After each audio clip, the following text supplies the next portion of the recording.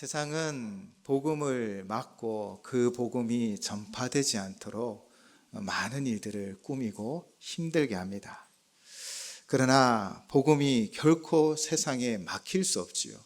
그 이유는 바로 성령님의 권능이 우리와 함께 하시기 때문입니다. 우리의 힘으로 복음이 전파되어지는 거 아닙니다. 우리의 지식도 아닙니다. 우리의 가진 것도 아닙니다. 바로 성령님이 우리에게 임하시면 그분의 권능으로 말미암아 예루살렘과 온 유다와 사마리아와 땅끝까지 주님의 증인이 되는 것이지요. 세상은 어둡고 세상은 악으로 또 세상은 큰 파도로 우리를 삼키려고 합니다. 그러나 성령님이 임하심으로 그분의 권능으로 우리는 빛을 발하게 될 것이고 선으로 악을 이기게 되어질 것이고 큰 파도를 서핑을 하듯이 그렇게 넘어가게 될 것입니다. 그래서 세상은 복음을 막을 수 없습니다. 나가 아니라 바로 성령님께서 함께 하시기 때문이지요. 성령님께서 함께 하시기에 위협이 있는 또 겁박이 있는 그 사내들인 공회 앞에서 베드로와 요한은 두려움 없이 예수 그리스도가 우리의 메시아이며 우리의 구원자임을 선포하기 시작합니다. 사실 이들은 베드로와 요한을 무식한 어부라고 생각했습니다. 그래서 겁을 주고 협박을 하면 그들이 더 이상 예수의 이름을 증거하지 못할 것이다 라고 생각을 했던 것입니다. 그렇게 사내들인 공회에 세웠지만 도리어 베드로와 요한은 정말 두려움 없이 예수 그리스도가 죽으셨지만 살아나셨고 우리의 구원자임을 아주 담대하게 증거하였다라는 것이죠. 이는 예수님께서 미리 그들에게 말씀하셨던 것입니다. 너희가 아니라 너희 속에서 말씀하시는 이 곧 너희 아버지의 성령이시니라. 아멘. 바로 성령님이 무엇을 말할지를 가르쳐 주시고 무엇을 행할지를 인도하여 주신다는 것입니다. 그렇게 그 권능은 무식하게 보였던 베드로와 요한이 바로 예수 그리스도를 담대하게 증거하는 역사를 만들어 가였지요. 성령님께서는 위협을 이기게 하시고 두려움의 그 현장에서 담대함을 주셔서 힘있게 만유의 주가 되신 예수 그리스도를 증거하게 하셨습니다. 그러나 세상은 더욱 거세게 성도들을 몰아치기 시작하지요. 거대한 파도로 스데반 집사님을 그 순교의 자리로까지 이끌어갔습니다. 그리고 강력한 폭풍이 예루살렘을 휘저었기에 사도를 제외한 많은 성도들이 흩어지기 시작했습니다. 때로는 폭풍이 두렵지요. 그 태풍 때문에 당하는 일들로 인하여 우리는 없었으면 하기도 합니다. 그런데 사실 태풍이 불면 해저에 차갑고 풍부한 영양분이 이 해수면으로 올라오기도 하고 그렇게 바닷속이 뒤집혀지면서 정화되는 영향도 있다고 합니다. 이처럼 예루살렘의 큰 박해는 바로 이런 역사를 이루어 갑니다. 그들은 스데반을 죽이고 예루살렘 교회를 크게 박해함으로 말미암아 더 이상 예수의 덕가 전파되어지지 않을 것이라 생각하였죠. 또 큰 박해를 하였더니 예루살렘 성도들이 흩어지는 것을 보고 이제는 끝이다 라고 생각했는지도 모르겠습니다. 그러나 복음은 결코 큰 박해로 인하여 사라지지 않습니다. 도리어 이 복음은 큰 박해로 말미암아 예루살렘과 온 유대와 사마리아에까지 전해지게 되었지요. 농부가 마치 씨를 뿌리듯 곳곳에 하나님의 복음의 씨앗이 뿌려지기 시작합니다. 그래서 누가는 이 흩어짐이라는 단어를 농부가 씨를 뿌리는 그 단어를 사용하여 우리에게 설명하고 있는 것입니다. 큰 박해로 흩어진 것은 하나님이 그들을 각국으로 복음의 씨를 뿌린 것이지요. 큰 박해가 복음을 막으려 했지만 그러나 도리어 그 복음은 땅끝까지 증거되어지는 역사를 이루어가고 있습니다. 이렇게 복음은 예루살렘을 넘어 온 유대를 지나 사마리아에까지 증거되어지며 땅끝으로 나아갑니다. 그렇게 오늘 본문이 있는 사도행전 10장은 이 복음이 땅끝까지 나아가는 기록이죠.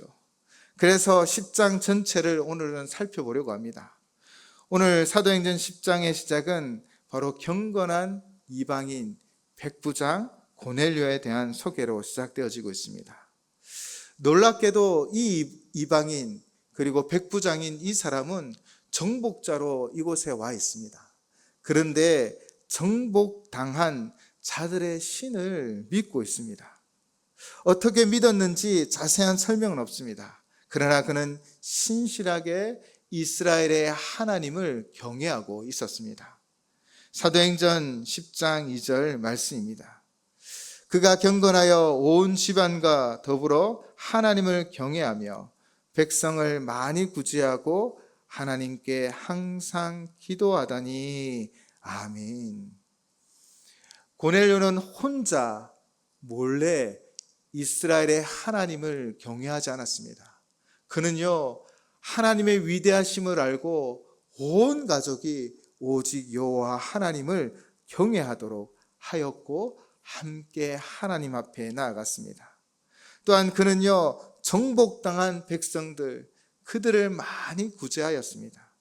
그리고 그는 항상 전능하신 하나님, 그 위대하신 하나님 앞에 기도를 쉬지 않고 기도하는 자였지요. 그는 비록 이방인이었지만 이스라엘의 하나님을 향한 그 분명한 믿음으로 행하였던 것입니다.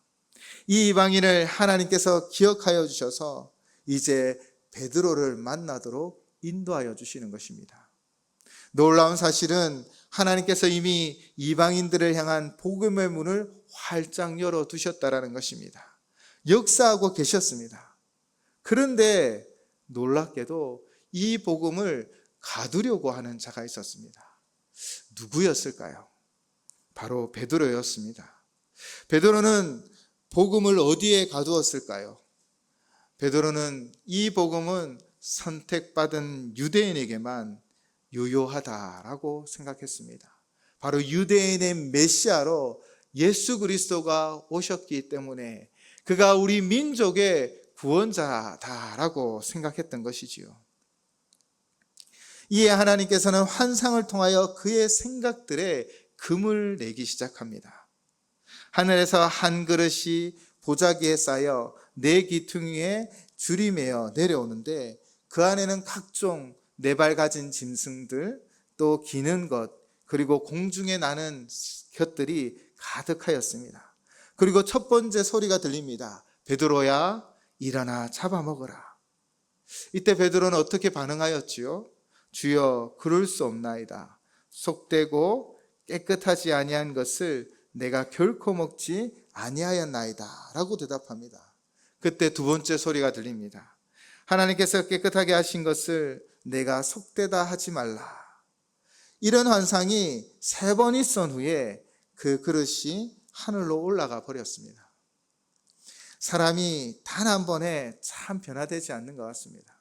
그래서 하나님은 세 번이나 똑같은 장면을, 똑같은 음성을 그에게 보여주신 것이지요.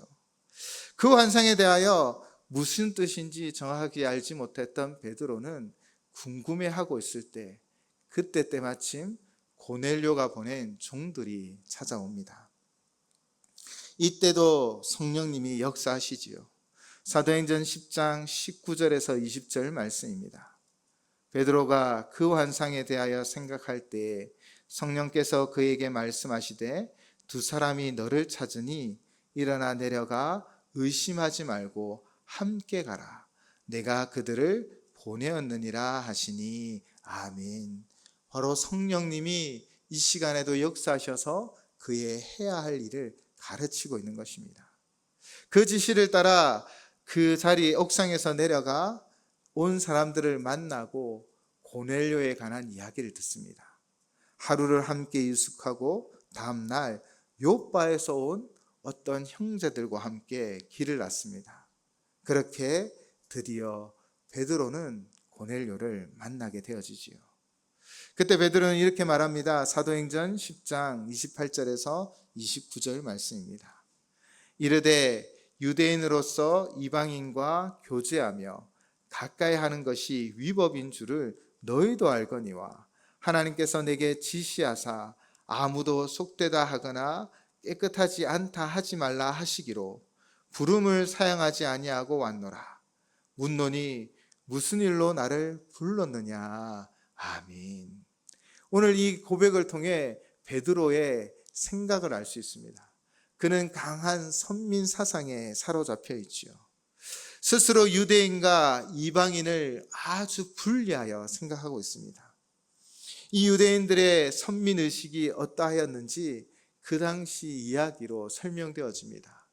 유대인들은요, 3가지 감사 기도를 드렸답니다. 첫째는 그들이 노예로 태어나지 않은 것을 감사했다고 합니다. 둘째는 여자로 태어나지 않은 것을 감사했다고 합니다. 셋째는 이방인으로 태어나지 않은 것을 감사하는 그 기도를 드렸다고 합니다. 이처럼 그들은 이방인과 유대인을 완전히 따로 생각했습니다.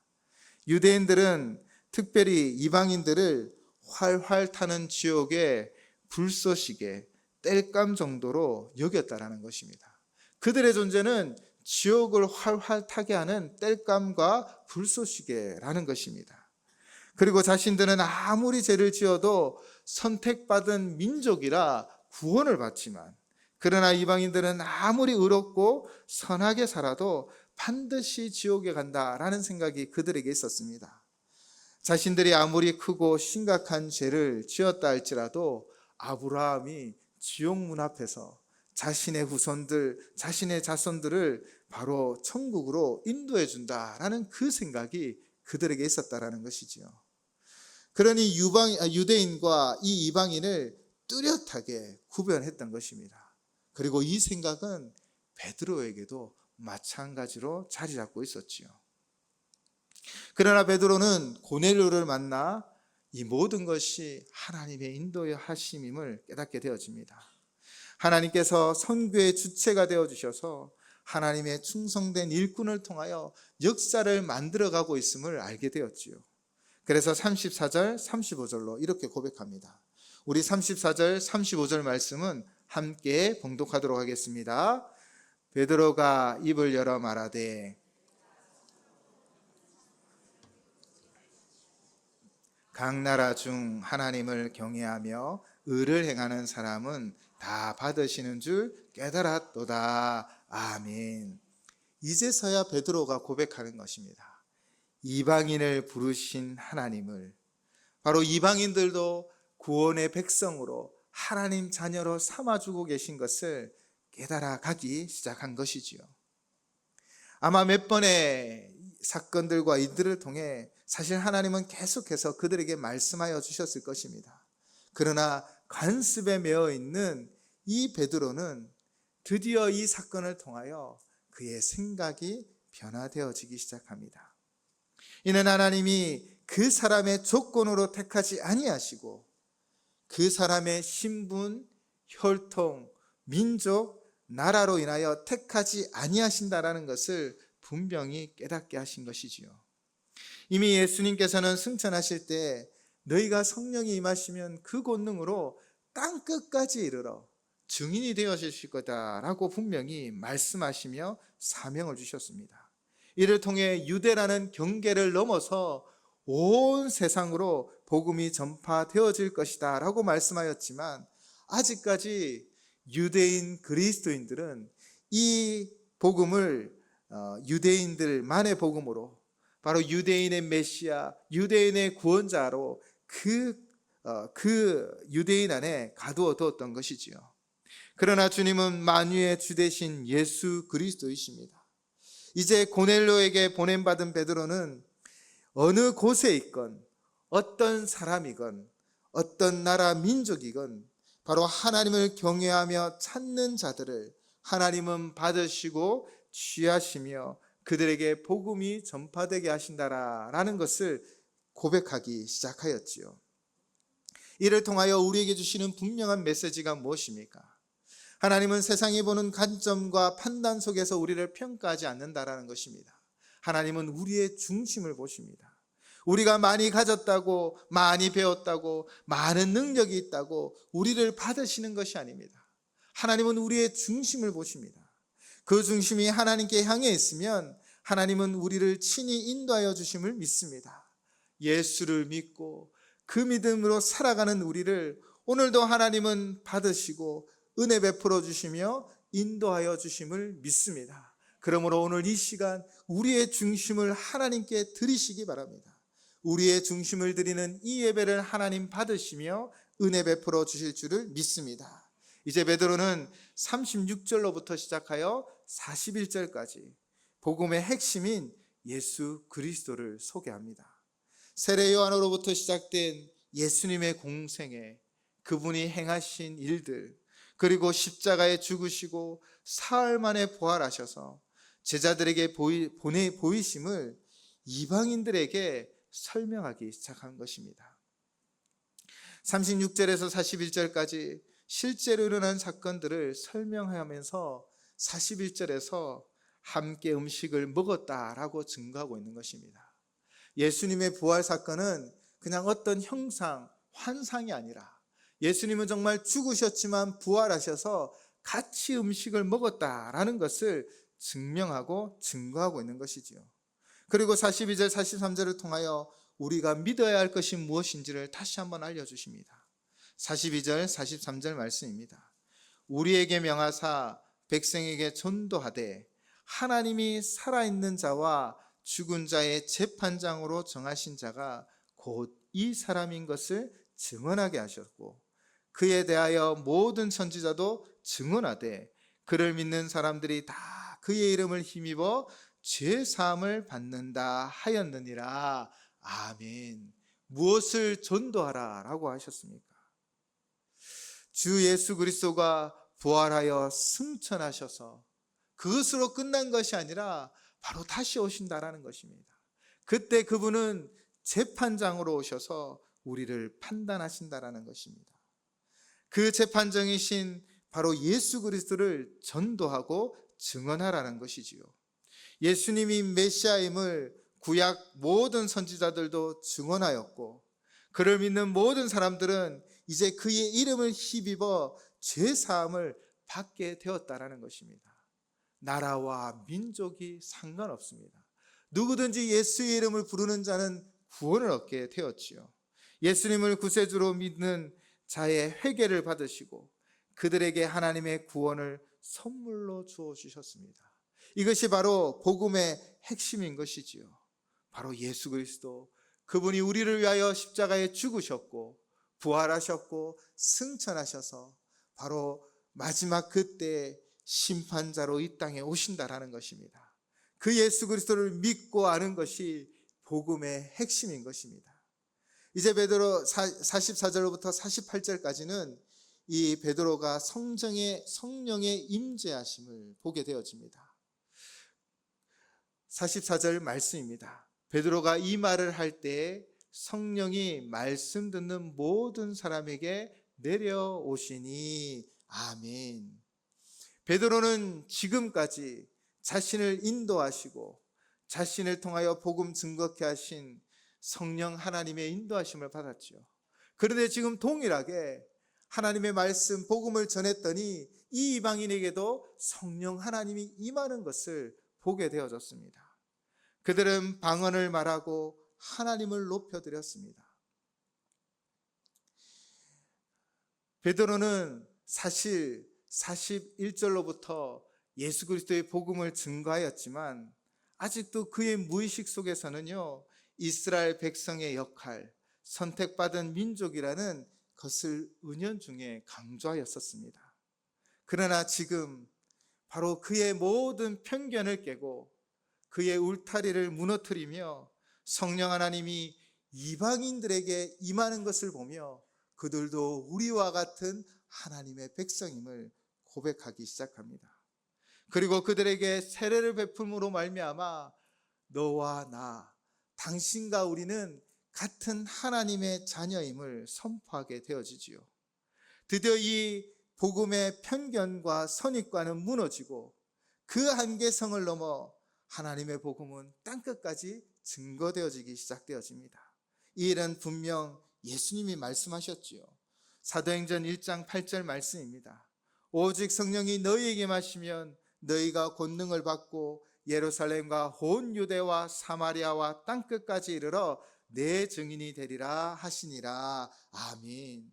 바로 예수님이 말씀하신 것입니다. 성령이 임하시면 그분의 권능으로 예루살렘과 온 유대와 사마리아를 넘어 이제 땅끝까지 주의 복음이 증거되어진다라는 것입니다. 하나님에 대한 열심이 있는 신앙을 가졌던 고넬료는 아직 편견을 가지고 있는 베드로를 불러 복음의 증거를 받습니다. 대표적인 베드로를 통하여 이제 이방인에 대한 벽이 허물어졌음을 누가는 공식적으로 증거하고 있는 것이지요. 그런 점에서 오늘 본문은 너무나 중요한 위치에 있습니다.